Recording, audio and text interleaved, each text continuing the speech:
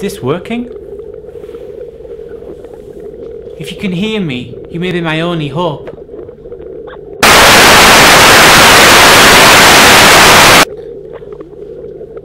I'm not sure about where I am or whether I'll even get back again.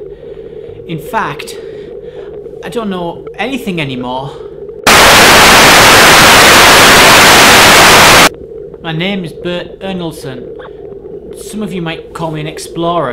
At least that's what I do in my spare time. However, in my day job, I'm an author.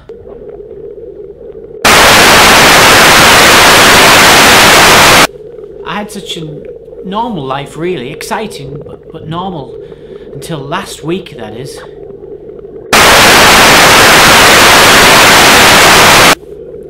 It all started last Tuesday. My editor asked me to write an article about exploring under the sea. And that's where it all started to go wrong. Little did I know what would happen to me on my research trip.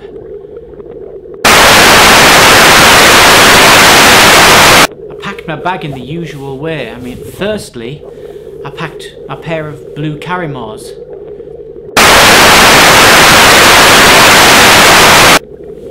Secondly, I packed 3 t-shirts, 2 white and 1 red.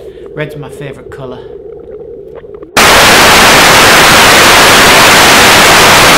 Next, I placed in 2 pairs of shorts and a pair of trousers, because that's what I thought I would need.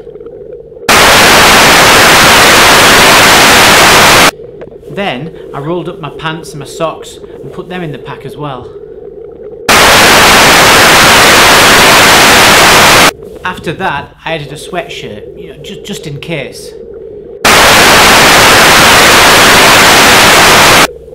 And that was followed by my raincoat and my toiletries.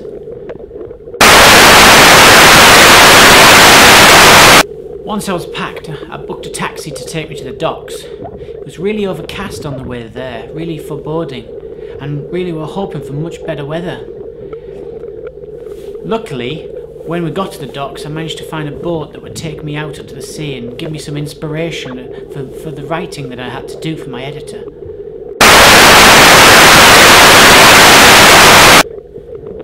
That was Wednesday, and to be honest, at first it was the most boring journey ever. Nothing happened. We didn't even see a seagull, let alone a dolphin or a whale or anything. It was really flat calm, dull weather and boring. Until something really, really strange happened.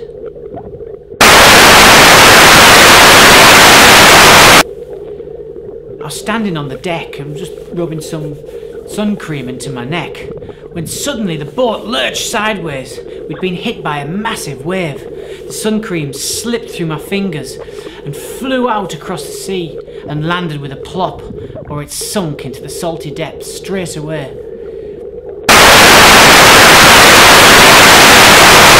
I was frustrated and began to grumble under my breath. And suddenly the wind began to pick up. I had to hold on to the side of the boat just to be able to stand up. Something was happening. We just couldn't tell what it was. I made a leap for the wheel of the boat to try and steer away from what was going on.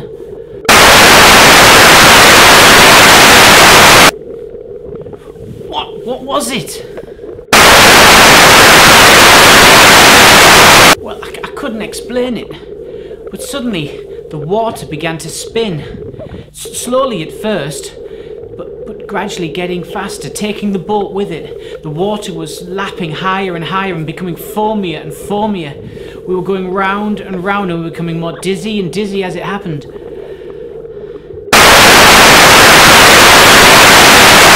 Before I had time to figure out what was happening, we were being dragged towards the centre of what looked like a huge whirlpool. I tried to hold the wheel and steer away, but there was no use. The engine had cut out. So I thought, at least give myself a chance. So I ran and got myself into my diving gear, so at least if I was in the water, I'd be able to survive.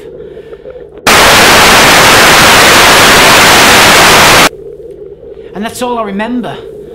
Everything seemed to go wet and black and spinning, and I hardly remember anything more. But obviously I survived. I wouldn't be able to send this message for help. But I don't know where I am. I seem to be in some sort of underwater place that has strange creatures that I've never seen before.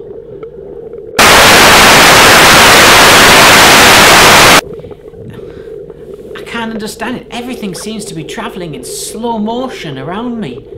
And the creatures, like nothing you've ever seen before.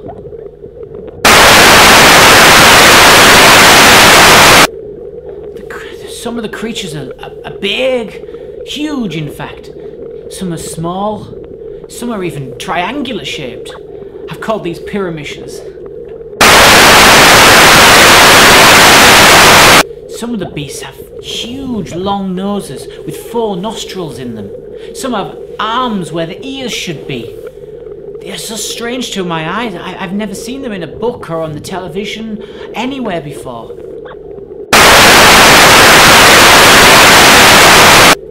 However, it's not the big ones that worry me, the small ones. They seem to be the most dangerous. I tried to touch one once to see if it was friendly or poisonous, and a strange powder came out of it, which made me sneeze.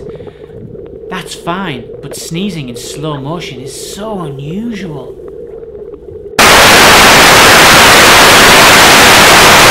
I have no idea if anyone will ever see this video. The computer I managed to salvage from the boat, it seemed to have some battery, and I've tried to send this and upload this to YouTube where I knew people would see it. But is anybody able to see this and come and rescue me?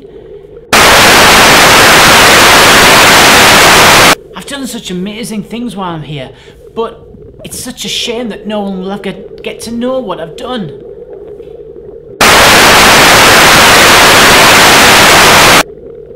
My editor is expecting a story. I can't write it here. If you could write my story and get it to my editor, at least I'd have something from this adventure. At least my name will be remembered as an explorer, as somebody who's found a new place that nobody had ever been before. So many other exciting things have happened to me while I've been down here. I mean, yesterday...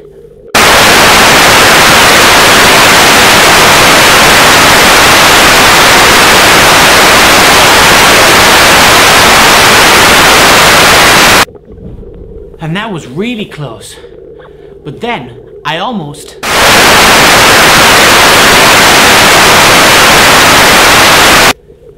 and that again was such a close escape for me.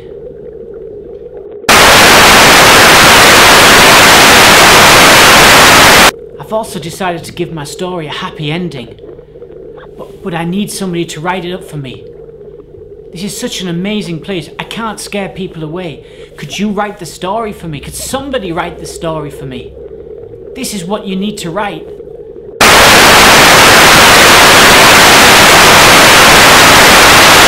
This is such a magical place. There must be a magical object here that could take me back to the real world. I've been looking around, and I think the magic object could be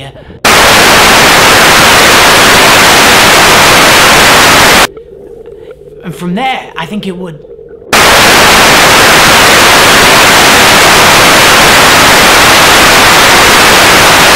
the journey would be amazing. It would look like...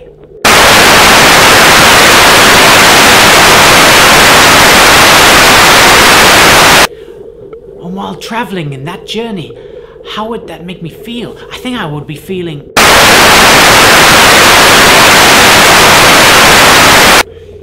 I would also be able to smell. That's really strange considering I'm under the sea. But maybe the end of the story could be that a cruise ship could find me floating in the sea.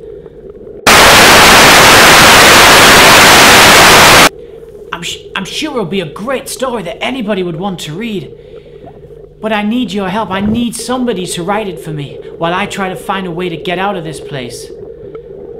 Please help me. I will try to return, but I need your help.